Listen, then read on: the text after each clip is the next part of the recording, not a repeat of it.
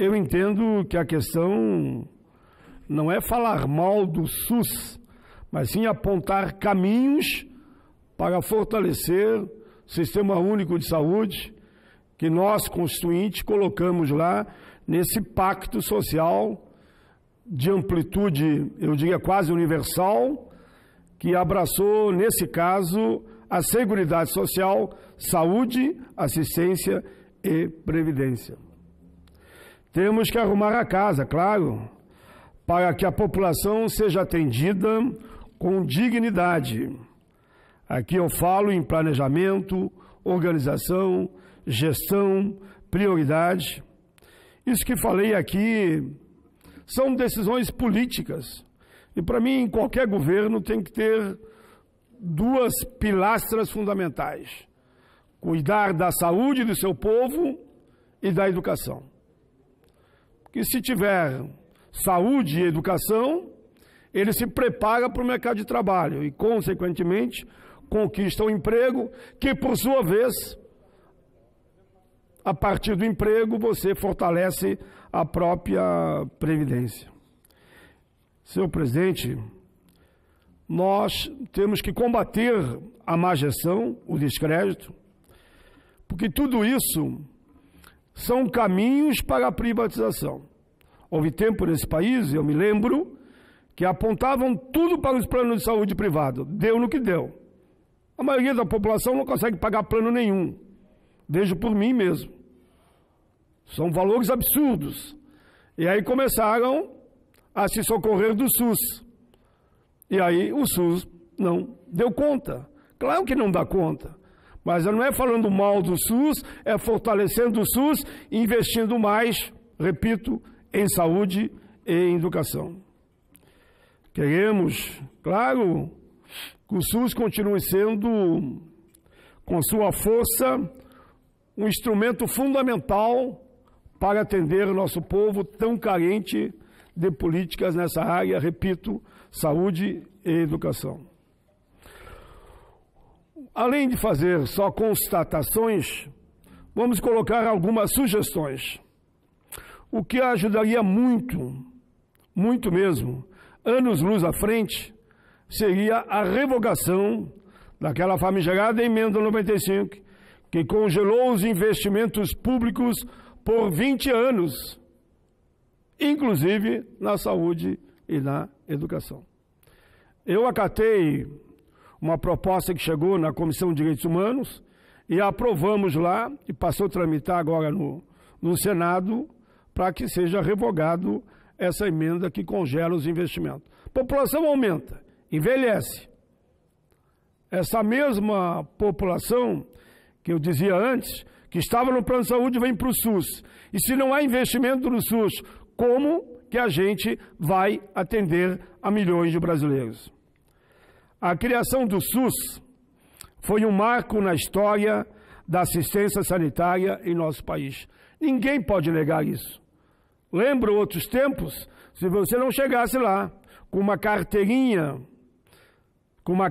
que provasse que você estava pagando via o teu trabalho e a previdência, você não era atendido no SUS. Depois da Constituinte, o sistema se tornou universal. Todo cidadão brasileiro chega no hospital e é obrigado a ser atendido pelo SUS. Enfim, a sua concepção é de que a saúde é um direito social, como reconhece a Constituição de 1988. Eu estava lá, eu fui constituinte. Em seu artigo 96, no seu artigo 196, ao estabelecer que a saúde é, entre aspas, direito de todos, dever do Estado, garantindo mediante políticas sociais e econômicas que visem a redução do risco de doença e de outros agravos, o acesso universal e igualitário às ações de serviços para sua promoção, proteção, recuperação. Fecha aspas. Ninguém nega o direito à saúde, ainda que até recentemente o Estado não assumisse esse postulado como um dever e como uma política pública prioritária. Até meados do século passado, não havia, senhor presidente, sistema de saúde público e universal em nosso país. Surgiu com a Constituinte, mas tão somente ações de instituições filantrópicas e uma assistência prestada pelo Instituto de Aposentadorias e Pensões, vinculados a determinados segmentos do mercado de trabalho, como eu dizia antes. Senador Steve, que assume agora a presidência. O sistema de proteção social só se expandiria a partir do governo Vargas, mas era ainda precário e fragmentado. O SUS veio da universalidade, integralidade, assistencial, promoção de saúde e participação comunitária, com recursos públicos para assistência sanitária a todos os cidadãos brasileiros. Embora o sistema público de saúde tenha melhorado, sim, de forma significativa, nas últimas décadas, precisa ser aprimorado, uma vez que se relaciona diretamente com a preservação e a qualidade de vida de todo o nosso povo. O SUS, nas últimas décadas, tem enfrentado muitos desafios. Tem, entre os quais podemos citar o rápido processo de urbanização vivido pelo Brasil. Essa migração campo-cidade resultou na criação ou expansão de municípios sem infraestrutura de serviços públicos. Com o abastecimento de água potável, que é fundamental, com o esgotamento sanitário, o recolhimento de lixo, esses serviços são diretamente vinculados à condição de saúde da população, com o agravante da desigualdade social ou regional. A cobertura de esgotos sanitários, por exemplo, é fundamental para evitar a propagação de doenças infecciosas, como as diarreias, a hepatite, mas apenas 44% dos domicílios brasileiros têm acesso a esse serviço. Ou seja, estou aqui comprovando que a cobertura de esgotos sanitários é fundamental. Senhor presidente, temos ainda a desigualdade regional que é gritante no nosso país. Enquanto no Sudeste, essa cobertura é 69,8% dos municípios, na região Norte é de apenas 3,8%. A mesma situação se repete na prestação de serviços como, por exemplo, o fornecimento de água, o recolhimento de lixo e o acesso à educação, como eu dizia antes, que é considerado fundamental para aumentar a consciência das pessoas em relação à prevenção das doenças. O SUS trouxe importantes benefícios para a população brasileira. Está no caminho certo. É evidente, precisa ser aprimorado, é preciso mais investimento. Investir em saúde e educação é o caminho do sucesso do nosso povo, preservando vidas e, ao mesmo tempo, apontando para o conhecimento. O que nem sempre ocorre é a prestação de serviços com a rapidez e a qualidade que todos nós gostaríamos, motivo pelo qual um estudo do IBGE concluiu que a desigualdade no serviço de saúde divide o Brasil em dois Brasis, o dos pobres e o dos ricos. Nas 7 maiores capitais brasileiras, estima-se que 170 mil pacientes podem esperar, vejam bem, até 5 anos para ter uma cirurgia não emergencial. Outros números demonstram a realidade desse Brasil fracionado de um total de 431 mil leitos, 35,4% são de instituições públicas, mas 64,6% são de hospitais privados.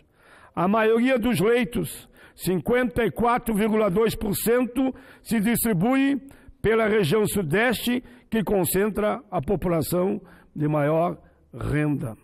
Seguindo-se o Nordeste, com 19,4%, o Sul, com 15%, o Centro-Oeste, 6,7% e a região Norte, 4,6%. Tudo isso confirma a fratura social desse nosso Brasil. Apesar de termos obtido melhorias pontuais na inserção social e na distribuição de renda, nesse aspecto é importante salientar a importância não apenas de investir na assistência médica, mas também na promoção social e no combate à miséria. O SUS nos permitiu avançar muito na promoção da saúde no nosso país. Avançou, mas tem que avançar muito, muito mais. Como eu dizia, o deslocamento da população da rural para a urbana demonstra essa situação. A migração, a imigração, mas é importante lembrar que o setor de saúde lida diretamente com a preservação da vida e com o sofrimento das pessoas, exigindo, portanto, de todos nós um esforço para que ações de saúde sejam continuamente aprimoradas. Senhor presidente, eu disse lá no início da minha fala, não podemos permitir que destruam o SUS. Eu tenho preocupações. Também me diziam que nunca iam privatizar a Previdência. Eu sei que não vai passar, mas pelo menos, infelizmente eu diria, está aí uma proposta que privatiza a Previdência. Daqui um pouco, querendo acabar com a Seguridade, se caminha para privatizar a saúde no país, acabando com o SUS, e daí sim, como diz o outro, a vaca vai para o brejo, o apocalipse está ali na frente. Senhor presidente, eu tenho recebido dezenas de moções de apoio ao SUS. Entre elas estão a do Conselho Universitário da Universidade Federal, lá do meu Rio Grande do Sul, o FRGS. Da Câmara Municipal de Serra Negra, Estado de São Paulo. Do Conselho de Medicina, também do Estado de São Paulo. Todos pedindo, porque estão preocupados, quando vem essa onda de privatização, que respeitem a educação, a saúde e a previdência.